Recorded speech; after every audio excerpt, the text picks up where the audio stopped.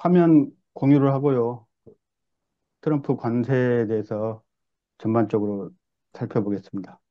트럼프 관세 폭탄과 한국 경제라는 제목으로 최근 한 두 달 동안 지금 언론에서 가장 큰 문제로 각광을 받고 있는데요. 이게 우리가 예상했던 시나리오보다는 가장 나쁜 시나리오, 가장 나쁜 시나리오보다도 좀 더 센 톤으로 쏟아지고 있습니다. 물론 이제 현실적으로 이렇게까지 관세를 매기겠느냐, 다른 거를 이제 양보를 받아내려고 하는 엄포 아니냐, 이런 예측도 있는데요. 예, 상, 상당히 만만치 않는 그런 도전이 될 것 같습니다.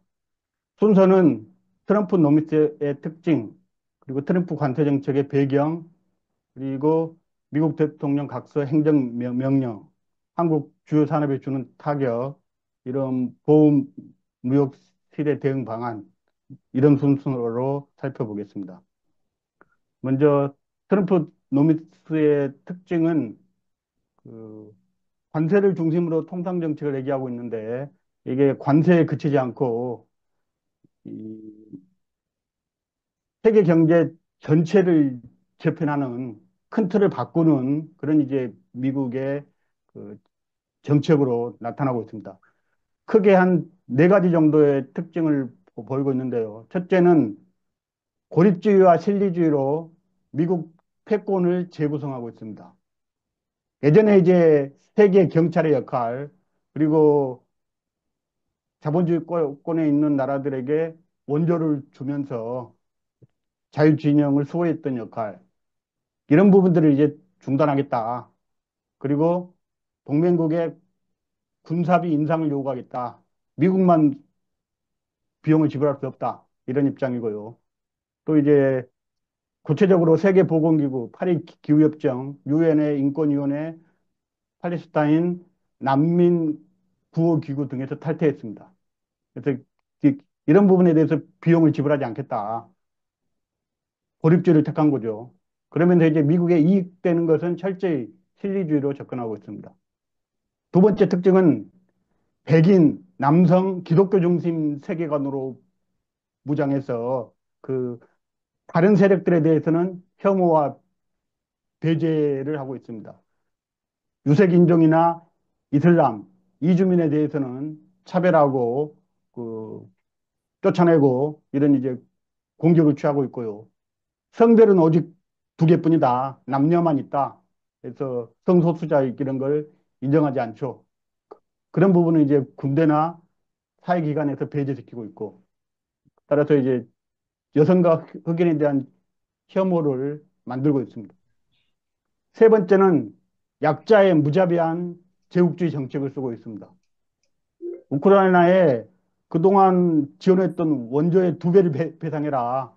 그 키토리 등 자원으로 가져가겠다. 그래서 거의 강탈 수준으로 뺏어가고 있고요.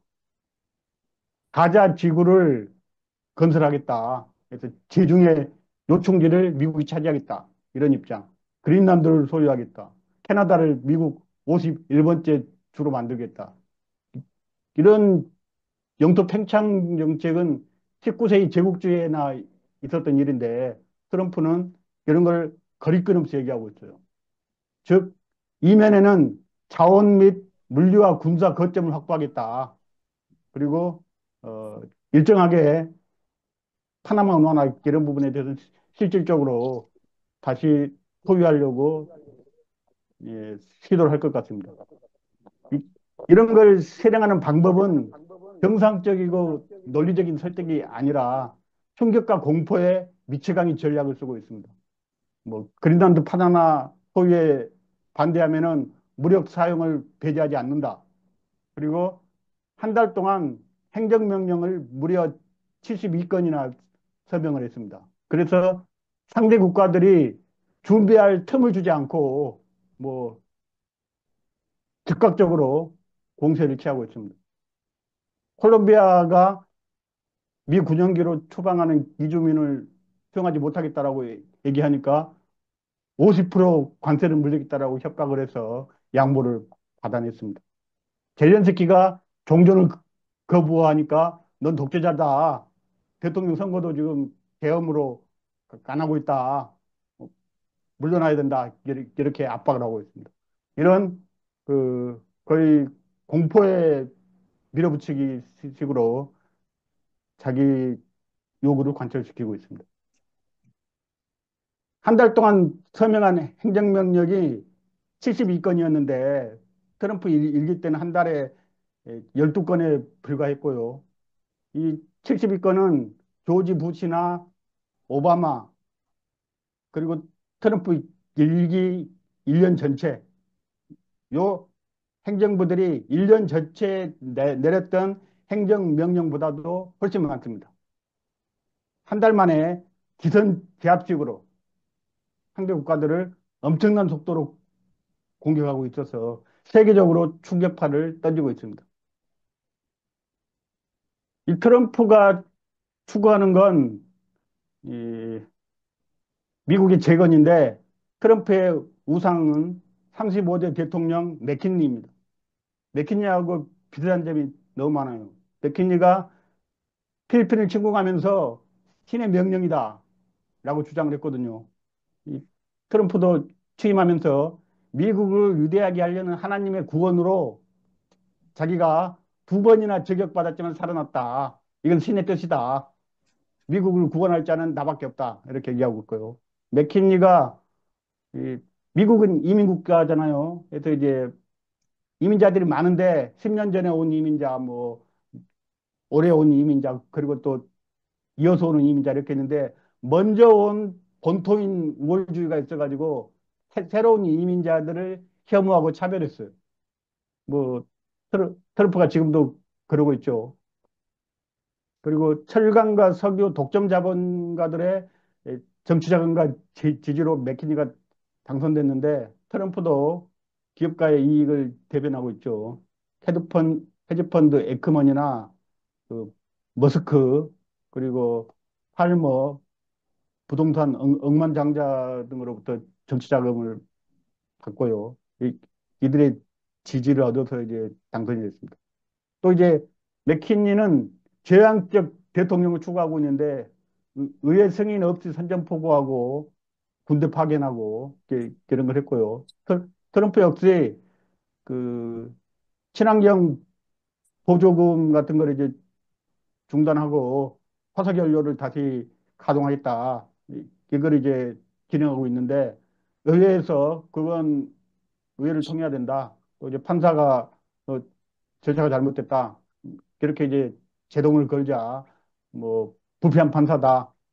이러면서 승복하지 않고 있습니다. 이런 점들이 이제 비슷하죠. 반대파들에 대해서 밀어붙이기, 어, 일방주의. 특히 이제 관세로 보호무역 정치를 한 건데요. 그 맥킨리는 미국 역사에서 가장 대표적으로 관세 정책을 실시한 대통령입니다. 맥킨리는 의원일 때부터 그리고 대통령 때까지 고관세 정책을 썼는데 50%까지 관세를 인상했습니다. 그래서 이제 재정 흑자를 기록했고 어, 단기적으로는 제조업을 육성하고 일자리를 보호했습니다.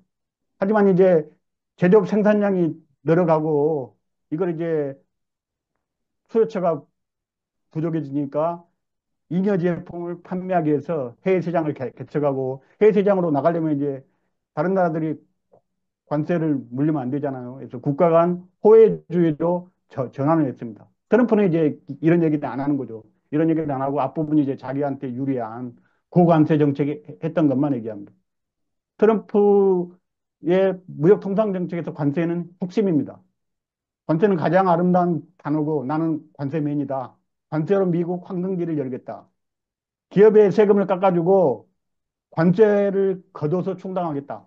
그래서 어, 어, 관세를 피하려면 미국에 투자하고 미국의 일자리를 창출해라.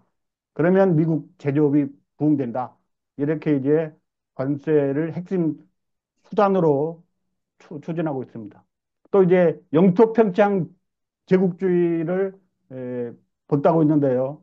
맥킨리 때 스페인 전쟁을 해가지고 쿠바, 하와이, 괌, 필리핀을 병합했고요. 아시아 태평양으로 진출하기 위해서 파나마 운하를 장악했습니다. 당시 이제 파나마는 콜롬비아의 하나의 그 지역이었는데 이 파나마를 독립시켜 가지고 미국의 이제 종속국으로 만들고 운하 운영권을 뺏었습니다. 지금도 이제 그린란드 뭐 가자지구를 소유하겠다. 멕시코만 기름을 아메리카만으로 바꾸겠다. 이런 게 이제 지역주의 편착 정책이고요. 파나마 운하 운영권을 회수하겠다라고 얘기하고 있습니다. 지금 남미에 중국이 이제 진출하고 있어서 중국을 퇴출시키고 아메리카는 미국이 주도하겠다. 이런 이제 지역주의적인 모습을 보이고 있습니다. 이 미국 관세율 추이를 보면 그 50%까지 갔던 관세가 이제 좀 40%로 떨어졌죠. 이때 이제 맥키니가 집권해가지고 그 그건 때부터 이제 딩리법을 어, 제정하게 해서 관세를 높였습니다. 관세를 50% 이상까지 높였고요. 따라서 이제 미국에서 역사상 관세가 가장 높았던 시기고 그 뒤에는 이제 미국의 산업이 주도권을 잡으면서 어, 상대방 시장을 열어야 되기 때문에 서로 이제 관세를 낮추는 방식으로 쭉 갔고요. 그러다가 이제 1930년 대공황 때 어려워지니까 다시 이제 일시적으로 관세를 높였는데 그 효과가 너무 커가지고 다시 관세를 낮춰서 2차 대전 후에는 이제 미국이 세계 공장이 돼서 세계 제조업 절반을 생산했습니다. 따라서 이제 자유무역이 필요하니까 자유무역 정책을 썼고 WTO 같은 걸로 해서 관세가 뭐 5% 이하로 떨어졌습니다. 이렇게 이제 수십 년간 진행해 오다 트럼프 일기 집권 때 다시 관세를 올려서 뭐 바이든 때도 이제 유지해서 지금까지 오고 있습니다. 이러다가 이제 트럼프 이기 때는 다시 이제 고율 관세로 높이겠다 이런 정책을 쓰고 있는 겁니다. 미국의 무역 적자 추이를 보면 미국이 이제 그 금융과 서비스 시장 중심으로 전환하면서 제, 제조업은 KA로 이전하거나 국제 분업 체계로 재편했습니다. 그래서 더 이제 고부가 가치가 높은 산업으로 집중한다라고 했는데 세계 금융위기가 일어나고 금융 중심 경제가 실패했습니다. 그리고 이제 그 과정에서 제조업이 무너지면서 2014년부터만 봐도 무역 적자가 지속되고 있죠. 뭐 거의 9천억 달러, 뭐 7천억 달러, 다시 9천억 달러 이렇게 이제 무역 적자를 보이고 있습니다. 무역 적자 중에서 이제 그 중국이 에, 미국에 대해서 3천억 달러 정도 흑자를 받고요. 유럽연합이 2,300억 달러, 3등이 멕시코, 베트남, 아일랜드, 독일, 대만, 일본, 한국이 8입니다. 한국한테 작년에 660억 달러 적자를 봤다. 따라, 따라서 이제 미국에게 적자를 안기는 이런 나라들의 고율 관세를 물려서 미국에서 훔쳐간 돈을 뺏어내겠다. 이게 이제 트럼프의 입장입니다. 이런 이 일방주의, 제국주의식 통상정책의 배경을 보면 2차 대전 후에 미국이 이 세계 패권을 잡으면서 유럽, 일본, 한국 이런 나라들이 이제 어려울 때 경제 재건을 지원했습니다. 그리고 미국 시장을 개방해서 상품을 팔 수 있게 해주고 그 결과로 이제 미국은 무역 적자를 봤다. 또 이제 세계 질서를 유지하기 위해서 소련과 싸우고 사회주의 국가가 싸우면서 국방비 지출로 재정 적자를 봤다. 그래서 무역 적자, 재정 적자가 지속돼서 더 이상 이제 이런 피해를 감당할 수 없다. 그래서 지금과 같은 세계의 경찰 역할은 그만두겠다. 미국의 에, 정치 군사적 패권이 약화됐고 다극화되는 현실을 인정하고 이 패권을 재구성하겠다. 이런 건 이제 당사자들이 지불해라 라고 이제 바꿨고요. 또 이제 중국이 빅2가 돼가지고 미국을 바짝 추격하고 있습니다. 그래, 그래서 이제 중국을 차단하기 위해서 기술 이전을 못하게 하고 수출을 제한하고 이런 정책을 하고 있고요. 여기서도 이제 핵심 방법을 관, 관세로 추진하고 있습니다. 이런 이제 부자 나라에 관세를 물리고 그 돈으로 세금을 감면해 주겠다. 미국에 투자한 기업은 세금을 감면해 주니까 에, 공장을 짓고 일자리를 만들어라. 이렇게 이제 가는 거죠. 그리고 이 트럼프가 관세를 핵심 수단으로 삼고 있는 것은 관세는 지금 1930년 이후로 대통령 재량으로 결정할 수 있습니다. 그래서 대부분 행정명령으로만 추진할 수가 있어요. 의회의 견제를 받지 않을 수가 있죠. 법인세나 소득세 이런 내국세는 의회 입법사항이지만 관세는 대부분이 대통령 재량입니다. 상호무역법, 국제비상경제권법, 무역확장법 이런 것들이 이제 다 뭐 비상조치라는 명분 하에 대통령이 행정명령으로서만 추진할 수 있습니다. 따라서 에, 속도 있게 좀 압박을 할 수가 있어서 트럼프가 관세를 통상정책의 핵심 수단으로 삼고 있다라고 볼 수가 있습니다.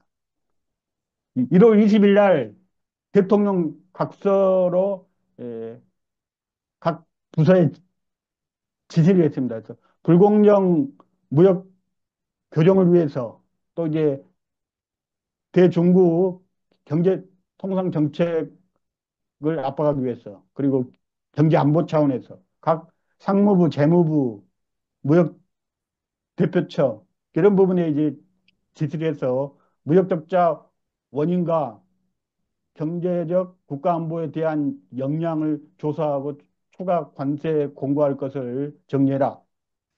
4월 1일까지 또는 4월 30일까지 이 그 안건별로 마감 일정이 틀리고요. 재무부는 국세청과 분리해서 관세 수입을 징수하는 대수입청 설립을 검토해라.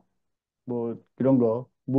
무역대표부에는 멕시코, 캐나다 지금 25% 관세를 때렸는데 이러한 내용들과 일정들을 제출해라 등등 뭐 재무부에는 환율 조작 및 불균형 대응 방안 공고안을 마련해라 이렇게 다 지침을 내렸고요. 이게 이제 4월 달에 정리가 됩니다. 그러면 4월 달에 또 이제 행정명령으로 뭐 수십 건이 쏟아질 걸로 예측되고 있습니다.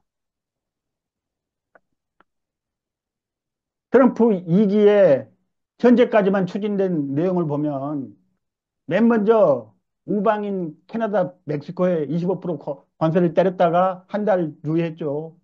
그러다가 다시 이번 주에 4월 2일에 시행한다라고 발표를 했습니다. 한 달 남았습니다. 이 20% 관세의 근거는 국가 경제 고난법이라는 겁니다. 따라서 그 불법 이민자 또는 이제 마약류 소비를 명분으로 해서 뭐 마약류 그런 그 정도의 위험은 아닌데 예, 국가 비상사태를 선포하고 멕시코와 캐나다 국경에 군대를 보내가지고 단속을 하고 있죠. 그런 이제 명분으로 25% 관세를 물린다는 겁니다.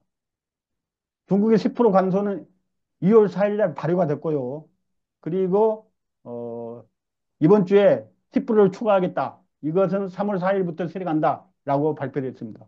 근거는 국가 비상경제권한법 똑같은 거죠.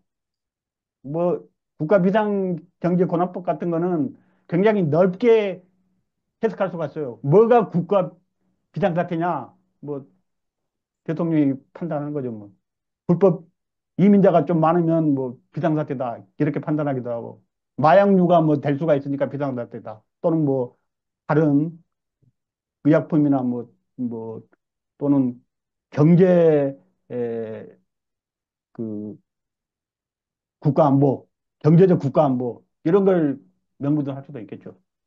얼마든지 걸 수가 있다는 것이고 예. 보편 관세로 어, 개별국가 수입 상품 보편 관세로 이제 그 상품에 대해서는 세계적으로 때릴 수가 있고 또 이제 개별국가 수입 상품에 대해서 일괄 관세를 때릴 수가 있습니다. 이건 이제 1930년 관세법 외국의 차별이 있건지 불공정 행위가 있는 경우에 50%까지 관세를 부과할 수 있습니다. 이런 법을 이제 대통령 재량으로 때린다는 겁니다.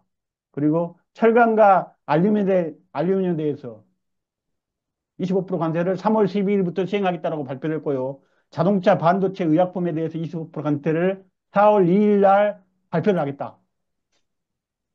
4월 2일 날 시행을 하는 건 아니고 이때 이제 어느 나라 뭐 자동차라고 해도 이제 여러 품목이 있잖아요. 반- 반도체도 마찬가지고 있었죠. 좀 세부적인 지침을 발표를 할 것 같아요. 근거는 무역확장법 232조에 보면 제조업 보호를 해야 되는데 국가안보나 수입이 너무 증가해가지고 미국 내 이 생산 역량이 축소될 경우 이 법을 때릴 수가 있어요. 역시 이제 상당히 이 자의적인 해석이 가능하죠. 국가안보가 어디까지냐, 수입 증가로 생산 역량 축소가 어디까지냐 이런 거에 대해서 이제 굉장히 주관적으로 해석할 수가 있겠죠. 그래서 때리고 싶으면 마음대로 때린다는 겁니다. 상호 관세는 4월 1일에 발표하겠다. 이거는 이제 관세 및 비관세 장벽을 포함합니다. 관세는 이제 상대방이 미국보다 더 높은 관세를 물리면은 그만큼 우리도 똑같이 대응하겠다는 거고 비관세 장벽이 이제 훨씬 더 무서운 건데요. 비관세 장벽은 환율이나 부가가치세, 공정거래 규제, 독과점 규제 또는 뭐 국가가 보조금을 주거나 배출가스로 규제하거나 금역으로 상품이나 뭐 안전이나 이런 문제로 또 규제하잖아요. 이런 걸 이제 이 비관세 장벽으로 보고 그것에 대응해서 우리가 손해 본 만큼 관세를 때리겠다는 것입니다. 기술무역 장벽도 있고 또는 이제 디지털 서비스세 구글이나 애플 다국적 기업들이 조세 피난처에서 이제 이윤이 발생하게 만들어서 대규모 조세를 회피하자 유럽에서 이 다국적 기업 매출에 관세를 물리는 법을 만들었어요. 따라서 이제 그 사업장 소재지가 조세 피난처에 있던 유럽에 있던 법적으로는 보통 조세 피난처에서 이제 세금을 회피하는데 소재지에 관계없이 수익이 창출한 국가에서 과세할 수 있게 하고 1조 원 이상 매출을 올리는 기업에 대해서는 최소 15% 관세를 자동적으로 물리겠다. 즉 순수익에 대해서 보통 세금을 물리는데 순수익을 회피하기 때문에 매출액에 대해서 물리겠다. 이렇게 만든 게 디지털 서비스인데 이런 부분도 비관세 장벽으로 보고 미국도 그만큼 관세를 물리겠다. 어마어마한 무역 전쟁이 벌어질 것 같아요. 한국과 같은 경우도 비관세 장벽이 굉장히 많거든요. 예를 들면 뭐 쌀을 식량 주권 차원에서 국가가 의무적으로 매입하잖아요. 이건 이제 WTO하고 합의가 된 건데 미국 입장에서 볼 때는 에, 보조금으로 볼 수가 있겠죠. 과일에 대해서는 이 수입감세 30%를 때리고 있는데 역시 이제 미국으로 볼 때는 문제가 될 수 있겠고요. 그 밖에 뭐 금역이라든지 부가가치세 같은 게 다 걸리게 되는 거죠. 상호관세의 근거는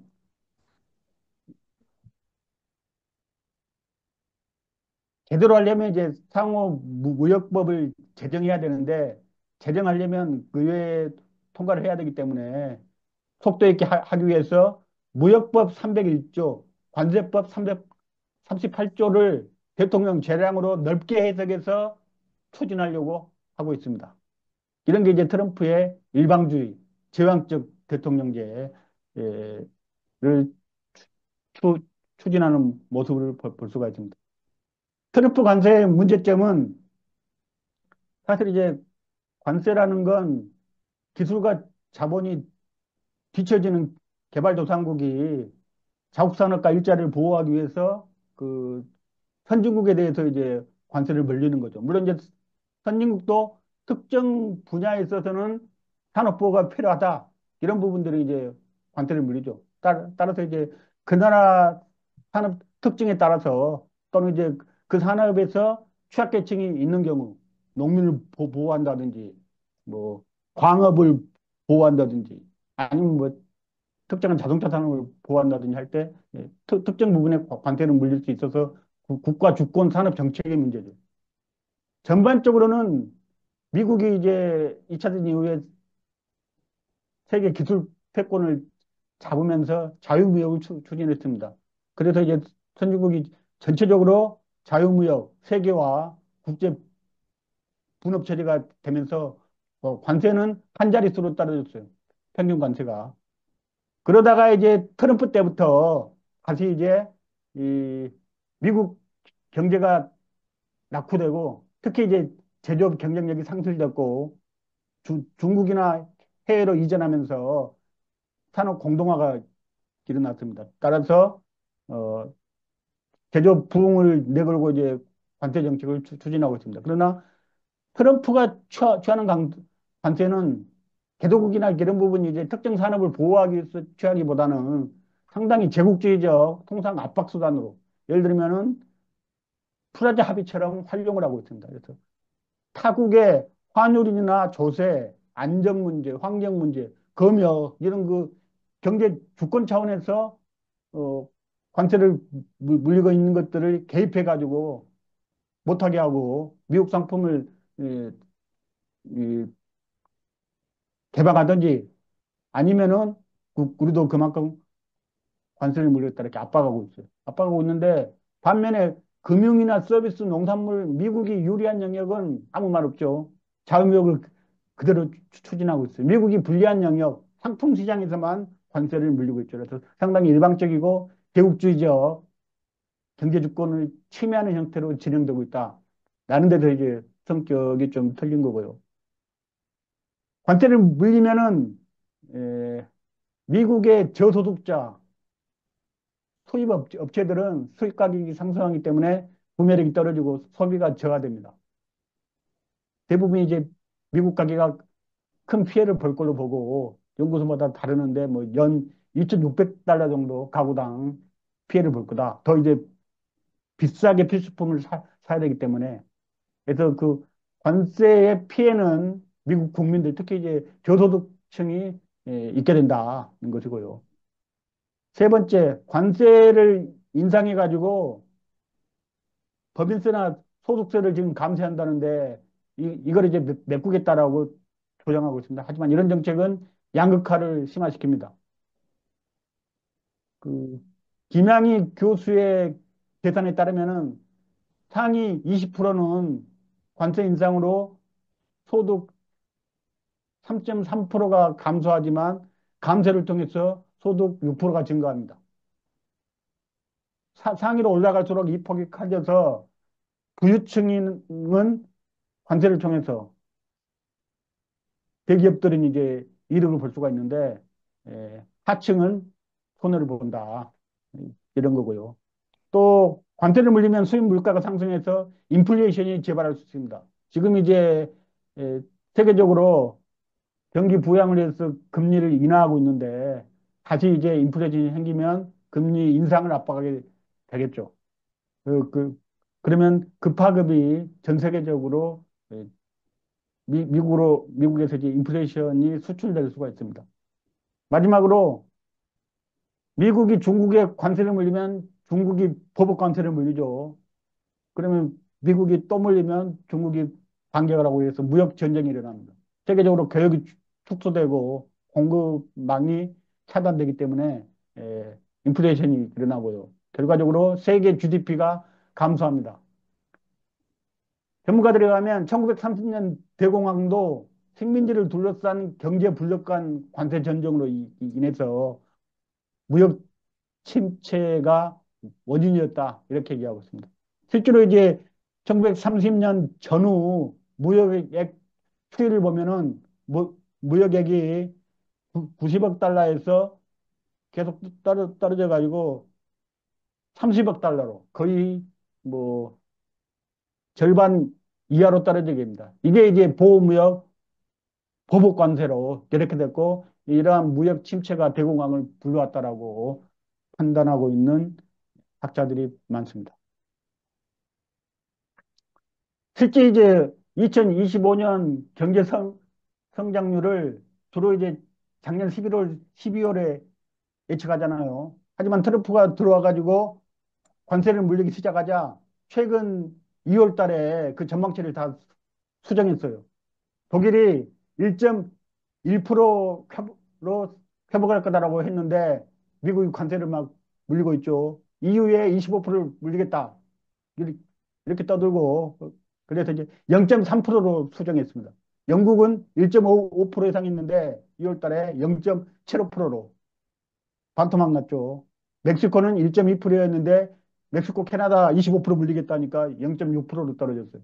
브라질은 2.5%에서 2.3%로. 아직 뭐 브라질에 물리겠다라는 말은 없어서 조금 떨어졌고 대만은 3.29% 예상했는데 3.14%.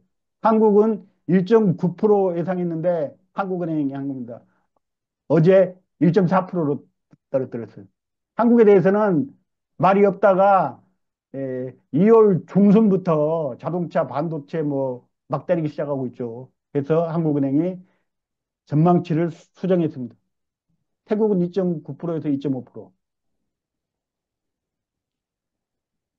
그러나 미국은 관세를 이렇게 물리면은 당분간은 화랑이 된다고 합니다. 다른 나라 기업들이 관세를 피해서 미국에 투자하기 때문에 경제가 더 나아지고요. 그래서 IMF는 올해 미국 성장률을 0.5%포인트 높여서 2.7%를 전망했습니다. 중장기적으로는 떨어진다. 중장기적으로는 보복 관세나 이렇게 돼가지고 떨어지는데 한 뭐 1년이나 그 정도는 1, 2년 정도는 나아질 수 있다. 이렇게 지금 전망하고 있습니다. 미국의 주요 국가별로 관세 현황을 보면 한국은 한미 FTA로 관세가 없어요. 대부분 제로입니다. 음식료, 섬유, 화학, 석유, 자동차, 뭐 반도체, 전기전자, 빵이죠. 이거는 FTA 협상으로 상호 관세를 면제하기로 했습니다. 일본은 FTA가 없죠. 관세가 있습니다. 중국은 20%, 뭐 19, 평균 한 25% 됩니다. 베트남은 한뭐 5%, 뭐 이렇게 되고 유럽은 역시 이제 섬유 같은 경우는 10%, 비철금속 5%, 산업별로 편차가 있고요. 캐나다는 그 FTA가 체결돼 있잖아요. 멕시코도 마찬가지고 FTA가 체결돼 있어서 관세가 면제했는데 최근에 이제 그걸 협정을 좀 바꿨어요. 그래서 이제 그 품목 중에서 중국산 원자재가 들어가 있으면 관세를 물릴 수 있다. 해서 이제 지역에서 원자재나 부품도 사용해야 된다. 그럴 경우 관세가 이제 0인데 최근에 좀 바뀌었습니다. 이런 상태고요. 한국이 이제 그 국가 규모로 봤을 때 미국이 관세를 물리면 핵심 산업들이 큰 타격을 받을 거다로 예측하고 있습니다. 러트니 상무부 장관은 한국이나 일본 등 동맹들이 우리의 선량함을 이용해서 우리 걸 뺏어갔다. 낼 돈을 안 내고 우리는 국방비를 내고 이 시장을 열어줬는데 이런 나라들은 관세도 안 내고 우리한테 팔아먹기만 했다. 그래서 이제 동맹들이 미국 내 제조업 생산량을 늘리도록 하겠다라고 발언했고요. 2월 19일 날 대한상의 경제사절단 26명이 방미를 했는데 상무장관이 면담 일정을 일방적으로 취소해 버렸어요. 그래서 못 만나고 대부분 돌아왔고요. 비행기표 예약을 해놨기 때문에 이 돌아간 다음 날 30분 시간을 내 가지고 10명이 남아서 참석을 했습니다. 참석을 해서 거기서 이제 관세 문제를 얘기했는데 한 기업인이 잘 보이려고 미국에 8년간 1,600억 달러를 투자하겠습니다 하고 얘기했더니 상무장관이 그것 가지고 안 된다. 기업당 10억 달러 1조 4천억 원씩 투자해야지 대우를 받을 수 있다. 그리고 투자하는 것도 약속만 해놓고 시간 끌고 하면 안 된다. 그 트럼프 임기간 그 약속한 지 1년 내에 공장을 착공해야 된다. 시간 끄는 것은 용납하지 않겠다. 그리고 일방적으로 얘기만 하고 30분 만에 끝나버렸어요. 그래서 한국에 어마어마한 요구를 할 걸로 지금 예측되고 있어요. 한 기업이 1조 4천억 달러면 엄청난 금액이잖아요. 그러면서도 IRA 인플레 그 인플레이션 감축법하고 반도체법으로 해서 이제 한국 기업들 투자를 많이 받아놨잖아요. 그래서 작년 12월에 그 보조금 폐지, 세금 감면 등을 합의를 했어요. 합의를 해가지고 그 금액이 쫙 있는데 트럼프가 이건 다 재검토해야 된다, 폐지해야 된다라고 얘기를 하고 있어요. 어제 지금 안덕근 산업부 장관이 러터닝 장관과 면담을 했습니다. 면담을 했는데 아직 그 내용이 안 나오고 있고요. 그 언론 발표로는 미국 달래기를 해야 된다. 그래서 미국의 천연가스 같은 걸 우리가 많이 사주고 무역적자 불만을 달래야 된다. 이런 얘기를 안덕근이 했다고 그러고요. 그리고 보존업에 있어서 적극 협력하겠다. 미국이 원하는 거 다 들어주겠다. 미국에 지금 공장 짓는 거, 미국 그 부실한 조선업을 한국이 인수해가지고 생산하는 거 등등을 검토하고 있고요. 10억 달러 이상 투자를 요구했잖아요. 그런 조건을 맞출 수 있을 거다. 이런 식의 발언을 했다고 합니다. 이건 이제 뒤에 가서 좀 상세하게 그 뭐 보도가 되겠죠.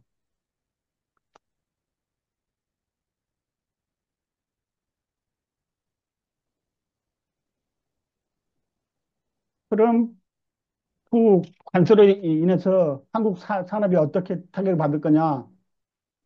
자동차 25% 관세를 4월 2일 날 발표하겠다 했는데 대미 수출에서 자동차 금액이 제일 크거든요.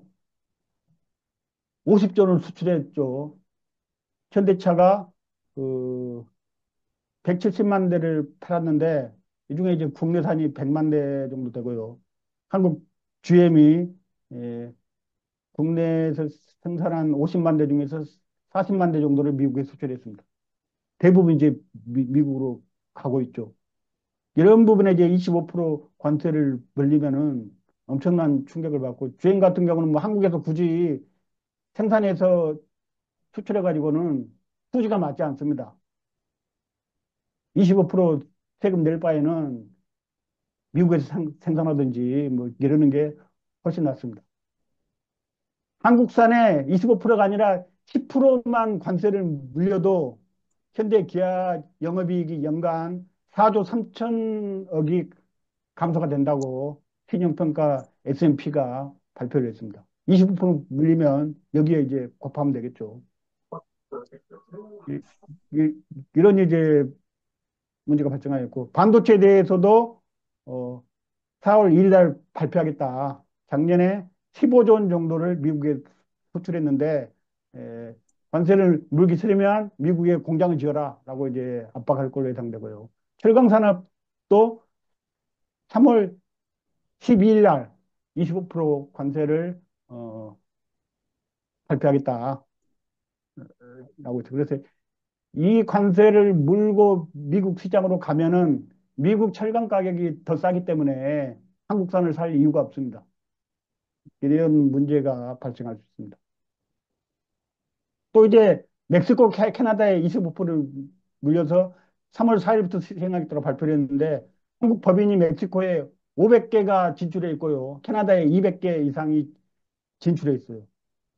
여기서 생산한 건 전부 미국으로 우회 수출을 합니다. 삼성전자, 가전공장, LG전자, 뭐 TV, 냉장고, 오븐, 기아자동차가 1년에 15만 대를 미국에 수출합니다. 뭐 한라공주, 만도, 현대모비스, LG이노텍, 포스코 등등 이제 멕시코에 엄청난 투자를 해서 공장 짓고 있는데 25% 관세를 물리면 멕시코 법인을 유지할 이유가 없습니다. 아니 유지하고 싶어도 유지할 수가 없어요. 그러면 이제 다른 데 수출하든지 아니면 이제 멕시코 공장을 팔고 미국 공장에서 생산하든지 이렇게 지금 해야 될 상황입니다. 보통 전문가들은 수출이 줄어든 것만 계산하고 있거든요. 하지만 수출이 줄어든 것 말고 다른 피해도 훨씬 많습니다. 이런 이제 극단적 보호무역 시대에는 수출 의존도가 큰 한국 같은 나라가 가장 큰 타격을 받습니다. 한국에 관세를 물리는 것도 타격이지만 멕시코랑 캐나다 같은데 물, 물리면 그 우회해서 수출한 것도 타격을 받고요. 중국에 물리면은 한국이 중국으로 수출한 것도 타격을 받고 해서 단순히 우리나라 수출이 줄어든 문제가 아니라 이제 세계적 차원의 문제가 있고 수출이 줄어드는 것이 아니라 이제 관세를 물지 않기 위해서 현직 공장을 짓게 되는데요. 현직 공장을 지으면 그만큼 한국의 물량이 없어집니다. 울산 공장에서 뭐, 뭐, 울산 공장 하나에 5공장까지 있다면 뭐 1공장에서 만들 걸 미국 공장을 그만한 규모로 짓는다. 라고 하면 이제 그 1공장 물량이 없어지는 거죠. 없어지면 고용 문제가 발생하겠죠. 그리고 이제 울산 지역 경제가 다운되겠고요. 또 이제 연관 산업, 부품업체라든지 이삼차 밴드들 이제 전부 문을 닫든지 이런 문제가 발생하게 되겠죠. 이런 건 지금 전문가들이 계산도 못하고 있어요. 수출이 얼마가 줄어들 것만 계산하고 있는데 이 계산한 경우를 보면 일반적으로 관세 10%를 인상하면 수출 가격이 4.5% 상승한다라고 이제 계산해 놨고요. 국제무역통상연구원은 10% 보편 관세 시 총 수출 123억 달러, 19조 원 정도가 한국에서 감소할 거다. 뭐 대경제정책연구원은 미국이 20% 관세를 적용하고 상대국도 비슷하게 보복 관세를 할 경우 우리나라 총 수출의 448억 달러, 65조 원이 감소할 수 있다. 이렇게 이제 계산하고 있습니다. 연구원마다 이제 뭐 몇 프로 이렇게 감소하고 있는데 이 시나리오 중에서 지금 트럼프가 발표하는 것이 훨씬 더 최악의 시나리오입니다. 그 시나리오까지는 계산된 게 없어요. 물론 이제 발표한 걸 그대로 실시할지 어쩔지는 좀 봐야 되겠죠. 그리고 이제 수출이 줄어드는 것 말고 그 관세 압박으로 다른 걸 양보받을 수가 있어요. 예를 들어서 미국 천연가스를 비싸게 구입해라. 또는 이제 미군 주둔비를 올려라. 안 그래도 트럼프가 자기였으면 10배 더 받을 수 있는데 바이든이 조금 받았다 이러고 있잖아요. 따라서 이제 다른 경제적 양보를 압박할 수 있고요. 그리고 이제 관세를 물리게 되면 경제학 이론으로는 이 수입 가격이 올라가서 소비자가 그것을 부담하게 되는데 현실 경제에서는 약속과 강대국 관계라면 그 관세만큼 가격이 오른 것을 미국 수입업체가 부담하는 게 아니라 한국 업체에게 압박을 합니다. 그래서 너네가 이 가격을 낮추고 그 비용은 너네가 책임져라. 이렇게 이제 압박을 합니다. 그러면 이제 그 압박을 받아서 한국 업체가 어, 관세 오른 것의 절반이나 또는 뭐 힘이 없으면 100% 부담하게 되겠죠. 그러면 그만큼 이제 싸게 팔아야 됩니다. 싸게 팔려면 비용을 절감해야 되겠죠. 하지만 원자재나 뭐 이런 비용은 뺄 수가 없잖아요. 뺄 수 있는 건 인건비입니다.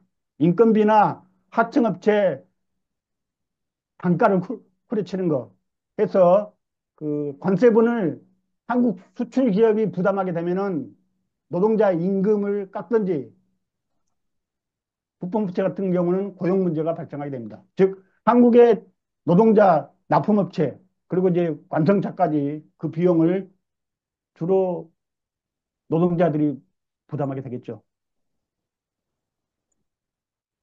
결과적으로, 수출이 줄어들 거고, 또 이제 미국의 현직 공장으로 이전할 수밖에 없게 되고, 그러면 생산이 축소되고, 고용이 감소되고, 세수가 감소되겠죠. 지역 경제가 쇠퇴하게 됩니다. 안 그래도 지금 지역 소멸인데 울산 같은 데는 그래도 이제 공장이 있어서 버티는데 그 공장이 이제 축소된다는 거죠. 그러면 전반적으로 이제 한국 경제가 다운되고 국내 총생산이 감소되는 거. 이게 가장 무서운 겁니다. 이걸 언론에서는 얘기 안 해요. 그만큼 이제 기업 입장에서, 미국 입장에서 해석하기 때문입니다. 예를 들어서 현대자동차가 뭐 생산을 해가지고 결과적으로 부가가치가 1조 원 만들어졌다. 1년에.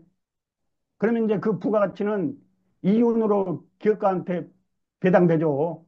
그리고 이제 이자나 임대료로 은행이나 뭐 토지 자산가한테 가겠죠. 그리고 임금으로 노동자한테 가고 세금으로 국가에 가고 남은 게 이제 잉여금으로 쌓이거나 재투자를 하게 됩니다.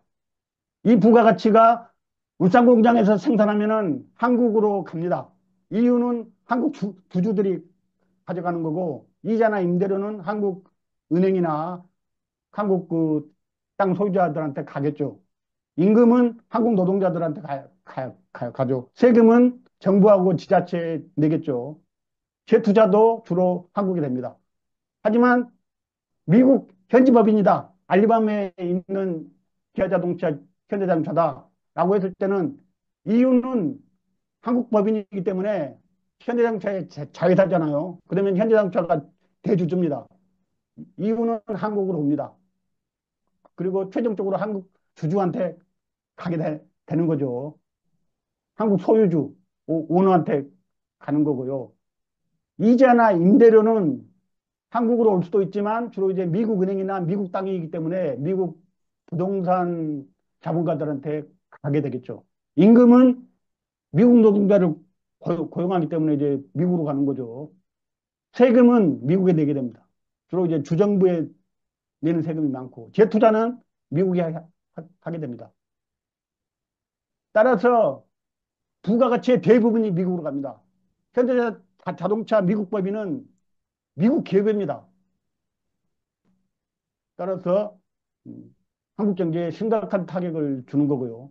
그리고 이제 지역 연관, 산업 연관이 한국의 여러 부품사들을 먹여 살리고 어, 관련 지역에서 일거리가 생기고 이러는데 이런 게 이제 미국 공장에 있어서는 미국에서 기술 이전을 요구하고 부품이나 원자재 현지 조달을 요구합니다.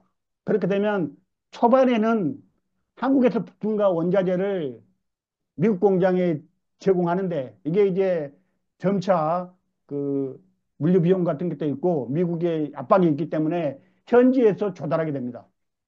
그러면 그만큼 이제 지역 경제와 산업 연관 문제가 사라지는 거죠. 예, 5분 내에 끝내겠습니다. 하지만 이제 한국이 미국의 그 흑자를 많이 보는 것만 있는 건 아닙니다. 한국이 미국 산업과 일자리에 기여하는 바가 굉장히 큽니다.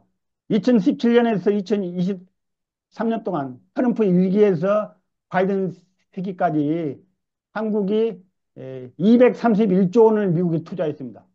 주요 국가 가운데 1등입니다.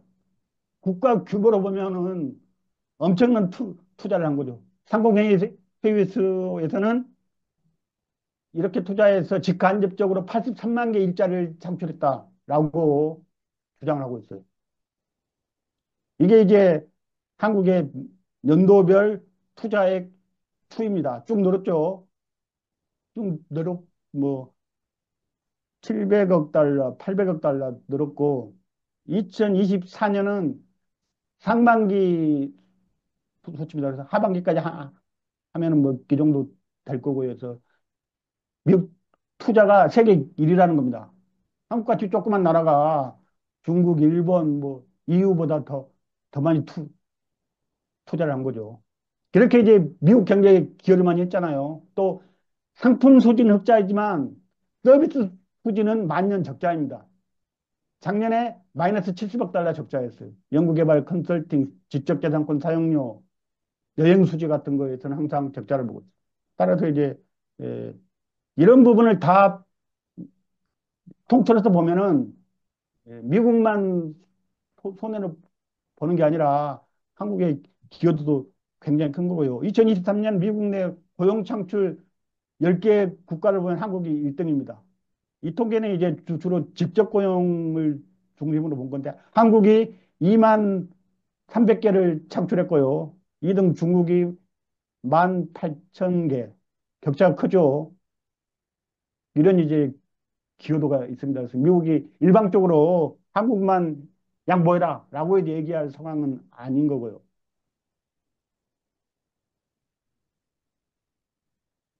마지막입니다. 그러면 이제 우리가 어떻게 대응할 거냐? 이건 이제 저도 정리 중인데 뭐 거칠게 적어보면은 보호무역 체제 그리고 이제 이 국제 분업 체제가 무너졌잖아요. 그래서 이제 핵심 산업을 우리가 주도해야 된다. 지금 이제 국제 분업도 무너지고 공급망도 개편돼서 대외 의존 경제로서는 한계가 있는 거죠. 그래서 내수와 수출의 균형 성장을 취해야 되고 이 미국에 이렇게 투자해 가지고는 한국 경제에서 빠져나가는 게 너무 크기 때문에 이걸 적절하게 줄여야 되고 국내 투자를 확대해야 일자리나 세수, 지역 경제 같은 게 살아나겠죠. 그리고 이제 FTA에 의해서 우리는 무관세를 합의했기 때문에 이 약속을 지키라고 해야 되고 이 FTA 재협상 과정이나 또는 WTO 과정에서 비관세 장벽도 대부분 국제적으로 합의가 된 거예요. 이런 걸 이제 미국이 일방적으로 고쳐라라고 했을 때, 우리의 좀 주권 차원의 접근이 필요하고요. 또 이제 미국 시장에 의존했을 때는 앞으로 갈수록 미국의 압박이 커지기 때문에 중국이나 러시아, 브릭스 등으로 시장을 넓혀야 되죠. 지금 보수 관료들은 미국한테 잘 보이려면 중국 봉쇄에 더 앞장서 가지고 한국이 해야지 살아남지 않겠냐 이렇게 보는데 그렇게 해서는 종속이 심해지고 뭐 갈수록 미국의 요구를 받을 수밖에 없는 처지가 되기 때문에 입지를 좀 넓혀야 될 거고요. 또 이제 산업 지역별 산업 정책을 세워야 된다. 국내 산업 보호와 발전, 일자리, 지역 경제 차원에 돼야 되고 이걸 노동조합과 같이 머리를 맞대고 뭐 산업 지역별로 노사정 사회적 대화나 판별 협상으로 추진을 해야지 미국도 함부로 이걸 건드리기 어려워질 거고 그래서 정부와 자본 중심으로만 가지 말고 노동자와 지역 시민까지 포함해서 좀 폭넓은 이런 이제 방어망을 만들어야 되지 않겠냐라고 생각되고요. 그리고 이제 식량이나 에너지, 부품 소재 장비 기술 같은 것을 계속 이제 자립해야지 이런 것까지 이제 비관세 장벽으로 다 넘겨주면은 앞으로 이제 더 대안이 없어질 거라고 보고요. 요 부분은 노동조합과 재무동장, 시민사회가 머리를 맞대고 좀 더 이제 세부적인 방법을 찾아야 된다고 봅니다. 이상입니다.